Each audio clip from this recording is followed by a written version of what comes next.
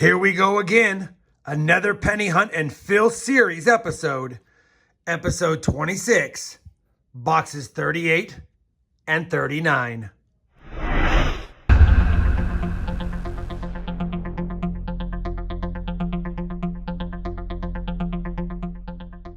Hey everyone, it's RobFindsTreasure. Welcome back to my channel.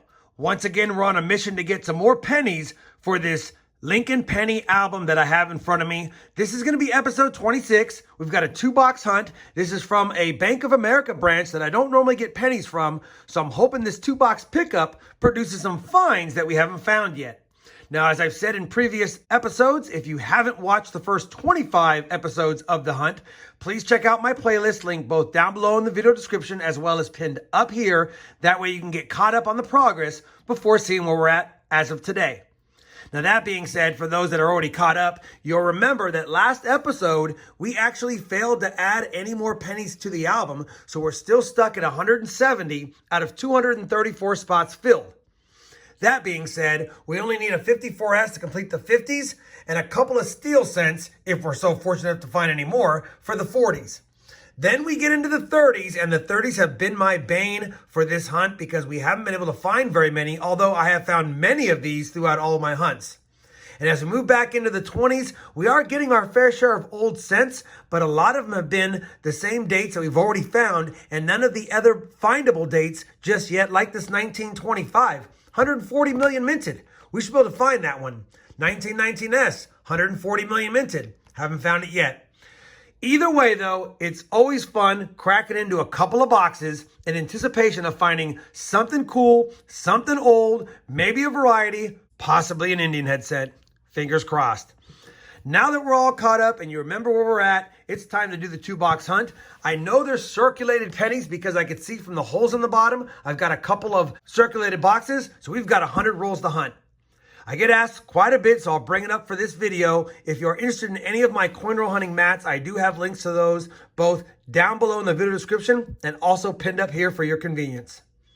Let's go ahead and bring this first box forward and do a live opening and check for enders next. All right, box 1. Let's see if we can get lucky like on the nickel series and get an ender.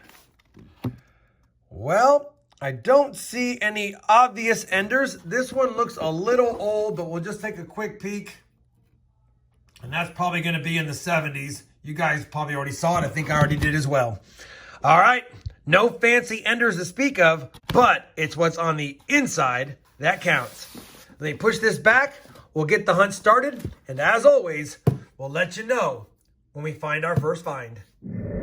Well, we're on roll 10, and it took us 10 rolls to find our first find of the entire box, but we do have one, and it's a 1956 Philadelphia minted wheat cent. First wheat cent find, and first find, like I said, of the box. 10 rolls in. Hopefully the box heats up. Well, we're on roll number 32 of the box, and it has been as cold as ice. We found that wheat cent on roll 10. We've got nothing else, but we finally have our second wheat cent of the hunt. Hopefully, it's an oldie. And it's not. It's a 1953D. 2 wheat cents now after 31 and a half rolls. Roll 33, our third wheat cent. 1956 Denver. Roll 49, and I guess the box has decided to bless me with at least one more wheat cent because we've got one. And it's wheat cent number 4 of the hunt. And it's another 56D. Well, that first box is done. It was a stingy box. Not much to say about it other than 3 56Ds and 1 1953D. So only 4 wheat cents in box 1, one of my lowest totals ever. We did get 2 59s and a pretty nice 1964 Denver. Pretty light on the copper and actually a little better than you would have thought based on the finds in the box. The most exciting piece of the box is this 1992 Denver Lincoln cent that I was checking for the close AM. Doesn't have the close AM, but it does have some kind of oddity there after of and before America. And it is raised, which means there was something that was chipped out of the die, maybe a die crack or a die chip that fell out. I don't know, but it's kind of an odd looking piece. Either way, I'm going to keep it. I do like oddities. And honestly, it was the only fun thing I found in box 1. Let me clear away box 1. We'll bring box 2 over. And even though it's the sister box, let's pray it's the good looking sister, if you know what I mean. All right, box 2. My hopes are not as high as they were at the beginning of the hunt after that last box, but let's just pray this box is a little better. I do see a decent amount of copper and one with a high relief, probably a 60s or a 70s cent here. 70s. Other than that, nothing fancy schmancy. Let me push it back. I'll bring you in if we have a find. We're on roll number 4 of the second box, and we got a little sandwich here because look at this.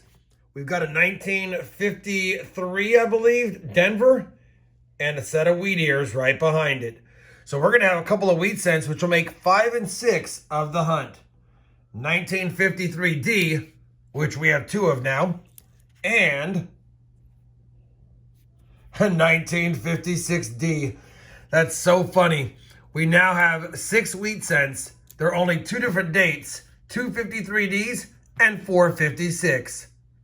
Let's get back to the hunt though, because 2 in a roll is a little bit better than the last box. It took 17 more rolls, I believe, but now we're on roll 21 of box 2, and we finally got another wheat cent. Is it going to be a 53 or a 56? It's neither. It's a 1940D. We finally have an older one, but it's not pre-40s yet.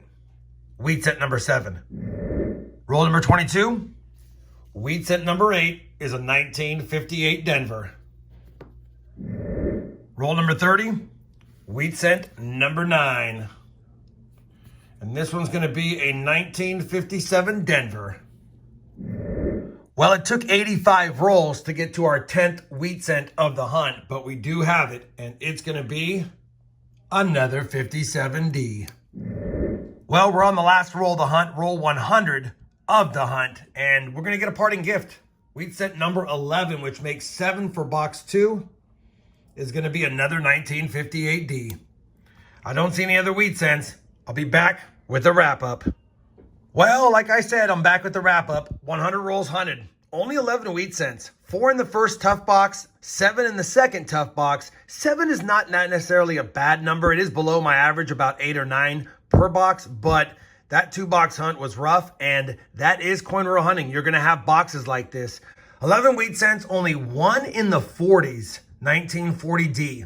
We had that odd reversed 1992D. We had 4 59s and 1 decent red cent, but we don't need any of these. So at the end of the day, I could bring you back for the album to see if we had any additions or upgrades, but I already know we don't.